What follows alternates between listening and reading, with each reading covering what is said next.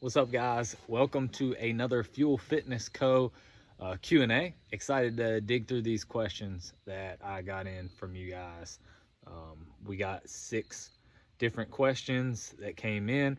I'm going to go through each one and I'm going to try to answer it as quick as possible. So I'm going to try to keep these answers short, concise. With 6 answers, I want to keep it to at least less than 3 minutes, hopefully less than 2 minutes per answer. So I'm gonna get started. The first question is in from the Tom Raven, the strict one-arm muscle-up king himself. He asks, when doing sets of single-arm strict muscle-ups, single-arm muscle-ups, should I do sets of 15 or should I do more? Well, Tom, the answer always is more is better, right? So, Tom, I would say that when you're doing strict one-arm muscle-ups, make sure you put them in your warm-up. Like, they should be your warm-up. For you, that should be like the first thing you do every workout, every day. And 15 is not going to be enough to cut it. You're going to need at least 30 per arm to get warm. So 30 per arm, strict one-arm muscle-ups for the strict muscle up king, Tom Raven. He's been doing those strict muscle ups, strict one-arm muscle ups for a while. Great question, Tom. No, really. Second question is in from my sister, Noelle Benny, asks, is it good to work out if you are sore? That's a great question that everybody wonders. I even wonder from time to time when I get super sore. It's like, man, what should I do? What should I not do? And I think over time, you kind of learn as an athlete how to be intuitive and know when to push and when to back off. But in general, it is good to work out when you're sore. Now, that workout should be different if you're super sore. If you're like extremely sore, say you did leg day and just annihilated your legs, your workout the next day will look a little different than if your legs are actually fresh. But yeah, you should work out if you're sore, especially like if your legs are super sore, doing some kind of active recovery. And so like spending 15 to 20 minutes on a bike where you're just getting in light movement, right? You're just moving, you're getting blood flow. The more your blood circulates through your body, the more that it's going to remove those toxins and remove that soreness. So like it's good to keep moving. Objects in motion tend to stay in motion. Our bodies are no different. If you tend to move around, you're going to feel better. If you sit on the couch all day, chances are you're going to feel more sore, more tight. You're going to get bound up and feel more stiff. So I'll just encourage you to move. Don't annihilate that same muscle that's sore. Just move through it. If your arms are sore, maybe in your biceps and your lats are super sore, you don't want to do more pull-ups, but maybe you get on a rower and do the rowing as kind of like a recovery, and you're working your biceps, you're working your lats, but you're not really like straining them super hard. Just a nice light row. I hope that answers your question. I will say on top of that, everybody needs at least one rest day a week, at least one full rest day where you're not really doing anything. You are just kind of very, very sedentary, not much strain at all. And then I would say have one active recovery day a week where maybe you're hiking, biking, swimming, maybe going golfing, playing tennis, whatever. You're just kind of moving around. Maybe you're working on mobility stuff. I'll do a workout sometimes that'll be like an hour where my heart rate's pretty low, maybe around 110 to 120, and I'm just like moving, lots of locomotion, I'll just make up random movements, man. I'll just start doing weird stuff, moving around, but putting my body in different positions that it's not used to and working on kind of mobility. Great question. Third question, this comes in from Liz Weldon. It's a great question. I hear a lot of people, including myself, say, I exercise so I can eat. Should we change that instead to I eat so I can exercise? Or is that one and the same? Thinking in terms of eating for better performance and muscle growth. So if we're thinking about better performance and we're thinking about muscle growth, then I would say, yeah, in general, we probably should shift our thinking to more of a I eat so I can exercise mindset. I'll break that down just a little bit. I don't think you asked if they are one and the same. I don't think so. I think they are two different perspectives. Now, you can have both and kind of go back and forth between the two. Um, for example, so I exercise so I can eat. A lot of people say this, like, and is that necessarily a bad thing? No, I don't think it's necessarily bad. It can create some bad habits if you do it too much. Like if you start working out 3 and 4 hours a day where you're just putting in tons of volume of working out just so that you can eat more, and you do that on like a daily basis, you're probably getting a little bit unhealthy. Like your relationship with food and exercise is probably not good. But for me, I'm going to work out regardless. I love to train. I love to work out. So after a good week, if I have worked out and put in a ton of volume and a lot of time, a lot of reps, I've ate pretty good that week. Then on the weekend, when Saturday comes, I feel like I can eat that junk food and I kind of earned it. Now, I'm going to say don't go over the top and ruin everything you did that week. If like you're trying to get a good body composition or like lean up, don't blow it out and cheat too much, because you'll erase that whole calorie deficit you're in the whole week before. You'll just erase what you've done. But like to lax a little bit and like, okay, I'm gonna have some tacos, or you're gonna drink a beer or whatever it is, I think that's an okay thing. I think it's kind of healthy. Like in that regard, it is kind of a healthy relationship with food to say I exercise. Now I've put in the work and I've earned this, right? And so that is healthy, but you do have to be careful with that, right? You don't want to work out 4 hours a day just so you can eat. Now, I think that I eat so I can exercise is the ideal perspective. I eat to fuel and perform, right? I eat to increase my performance. That I think is key. Like if somebody really wants to eat good for life, eating to fuel your performance in the gym, but also to fuel your performance in life, at work. What can I eat to make myself think more clearly? What can I eat to make myself more efficient at work? What can I eat to make my workouts better, to make me perform better in the gym? And I think that is where you begin to have a great relationship with foods, because now I'm going to try new vegetables, right? Because this vegetable has this macronutrient, has this vitamin, has something that I need in it that my body could benefit from.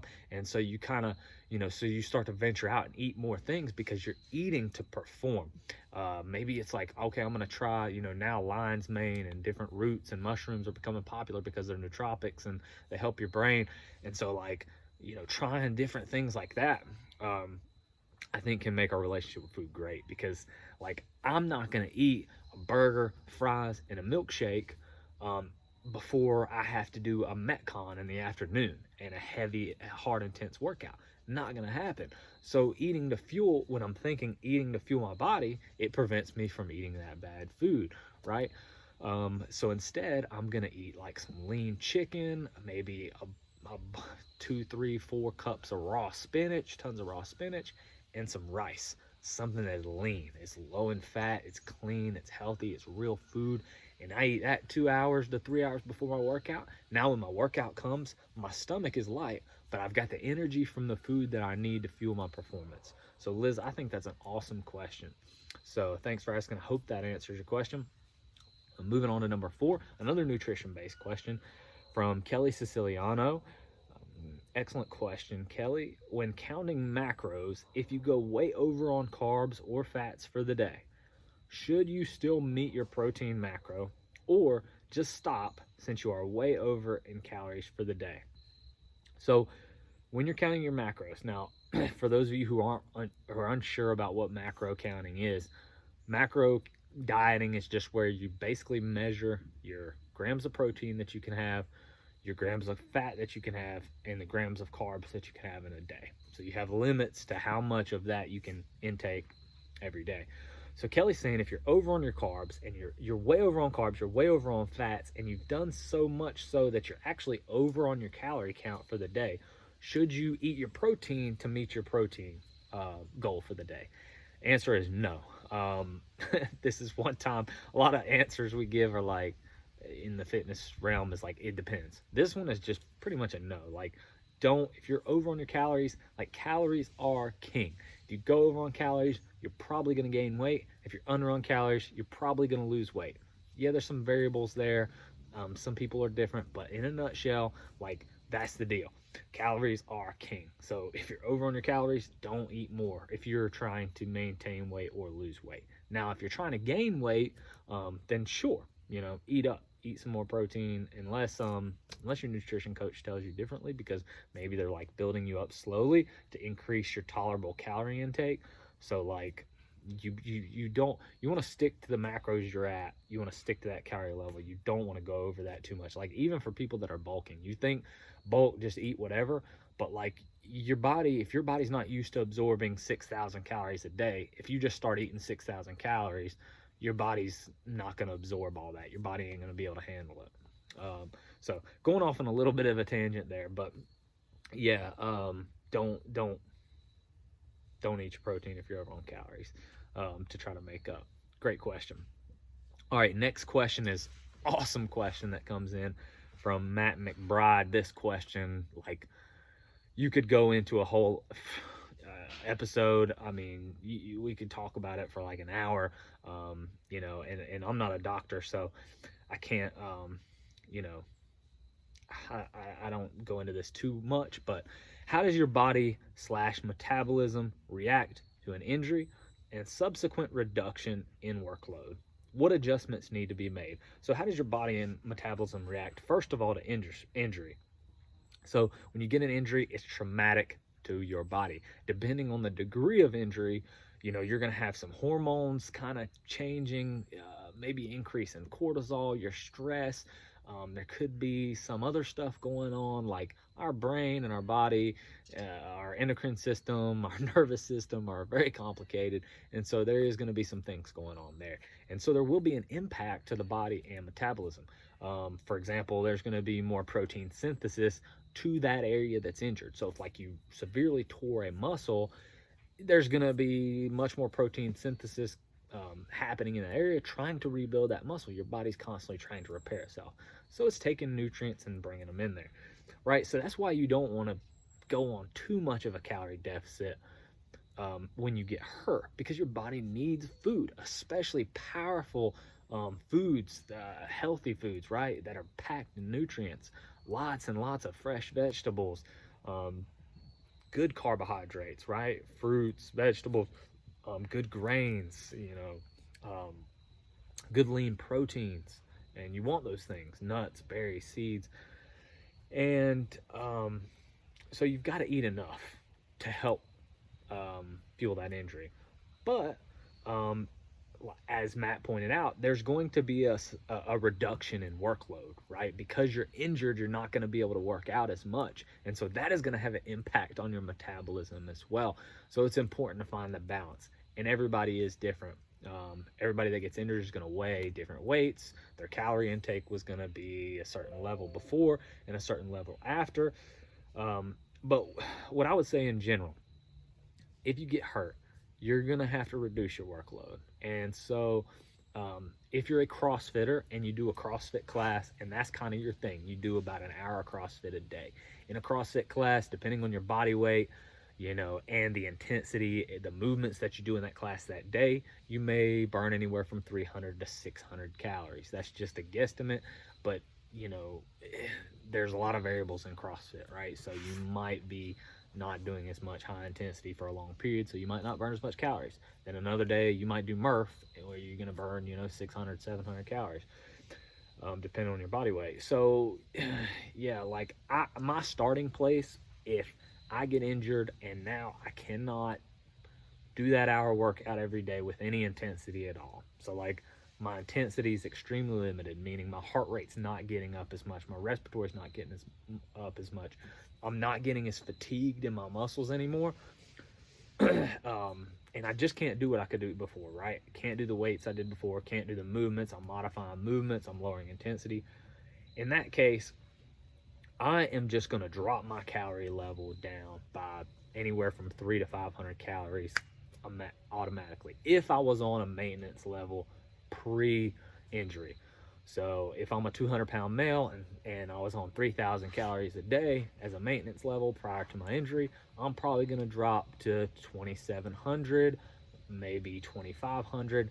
The key is I don't want to stress my body out by dropping the calories too much, right? There's going to be lower workload, lower work volume, but I want to still drop those calories a little bit so that way I don't gain excess body fat. I don't want to take in more energy than I'm putting out.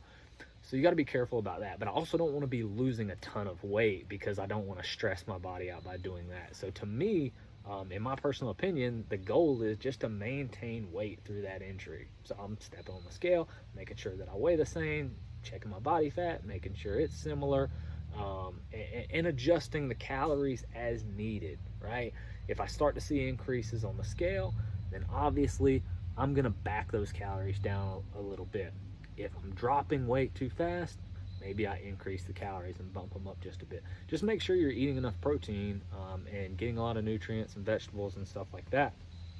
And try to work out when you can. If your arms hurt, obviously you can still do leg exercises, squats, running, biking, and trying to put a lot of time into that is going to help offset, any body fat gain or weight gain, unwanted weight gain that you can get from being in that injury.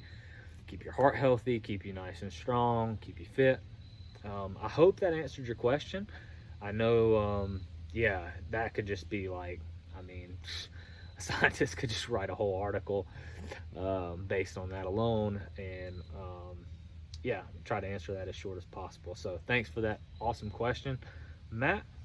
Last question, number 6, is from Erica Castillo, and she said, I am unbalanced on my left side versus my right. Is there any certain accessory work to assist, and how often? So if somebody's imbalanced on their left to right side, it is important. That's why it's important that we do single leg, single arm, single side exercises, okay? They're extremely important. Now, here's the key. When you go to do your single arm exercises, the key is that you start with your weak side first. You do not want to start with your strong side. You want to do whatever you can with your weak side and then match it with your strong side. That way your strong side is not getting stronger, and you don't want, if your left side's here in strength and your right side's here in strength, if you go with your right side first but then your left can't match it, your left and right are both going to get strong together, but you're never going to become balanced. Do your left side first and then just match it with your right. So that way your left gets stronger until finally they're equal. And then now you can raise them both up together. Hope that makes sense. So left side first. So if you can only do 10 reps of, say with a single arm dumbbell row, you can only do 10 reps with 50 pounds with your left side. But hey, maybe your right side can do 60 pounds. You just do the 50 with the right and the left as well.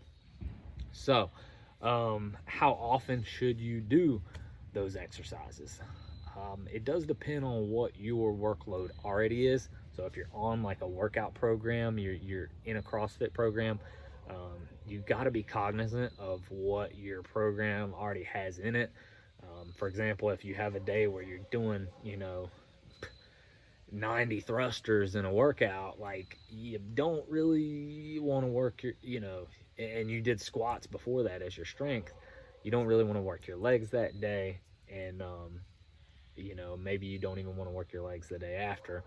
So you've got to play around with a little bit. But in general, if you hit a muscle group once a week, that is going to kind of maintain, as far as an accessory movement on top of what you're already doing. So this is assuming you're already on a full body workout program that's working everything. If you're doing an accessory exercise one time a week, that's going to kind of maintain that muscle, right? You're not going to have a whole lot of gains off one time a week. And when you start touching on it 2 to 3 times a week, hitting that 2 to 3 times a week frequency, now you're going to really maximize your gains. I wouldn't say touching on a muscle group more than 3 times in a week. That's probably going to be too much, especially with what you're already doing in CrossFit. So you do have to find what works for you. Everybody's tolerable volume is different. But what I would say is touch on that at least 1 to 3 times a week per body part. And maybe you do 3 sets in a session of 8 to 12 reps. Keep it super simple. So if your left bicep and lat, like your pulling in general, is just weaker on one side than the other side, my left side's weaker, what I'm going to do is, all right, let's say on 1 day a week, I'm going to do horizontal pulling with the left side. So I'm going to do maybe 3 sets of 8 dumbbell bent over single arm dumbbell rows, 3 sets of 8 of those, and then each arm, and then maybe I do some bicep curls, single arm bicep curls to follow that, isolating the bicep. So that's just 2 sets. The biceps getting a touch on both exercises, the lats getting a touch on the first exercise. Then maybe the next time, like 2 or 3 days later, I revisit and do another pull, except this time I want to do a vertical pull. So for my vertical, maybe I'm going to do 3 sets of 12 of a banded lat pull down. So I'm hooking the band up to the rig and I'm just pulling it down with my lat. Get a little bit of bicep action in there, maybe just 3 sets of 12. So I'm touching on that again, hitting that same, strengthening that side, hitting it 2.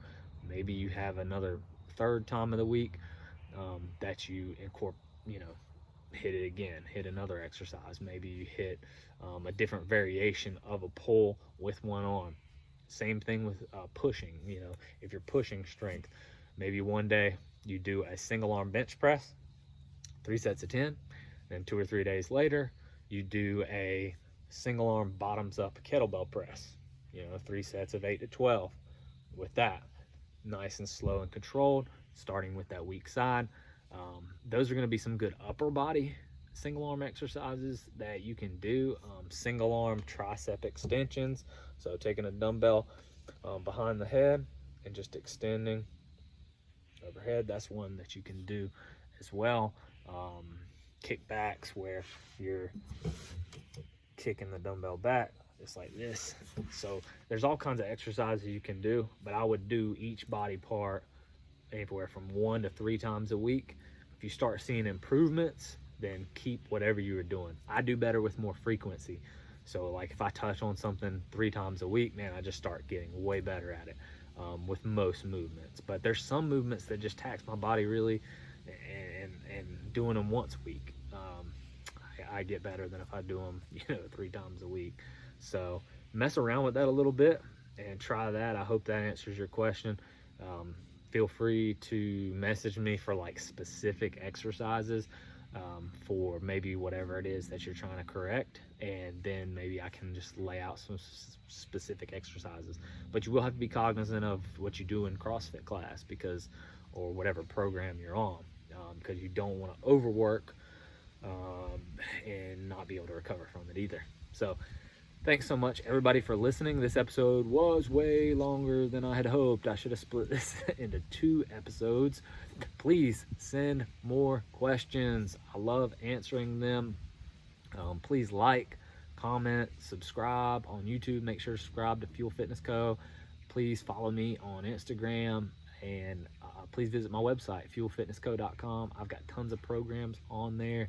If there's anything that you want, a program that you'd like written up, let me know. I also do personalized remote personal training. So like I'll write up all your workouts for you. I've got a great program called True Coach that is awesome. It's an app where all the workouts that I write for you get programmed into the app. You can communicate with me directly inside the app, and you can write in your weights used, your times for the workout, whatever. Just like on Wodify, you can put all that stuff in, and I can respond to it, and it's just, True Coach is an amazing platform for that. So if you're looking for customized workout programming to you, I can guarantee you that is the best way to get your results. And so, yeah, just hit me up. Let me know if that's something that you'd be interested in. And Thanks again for listening. I appreciate your time.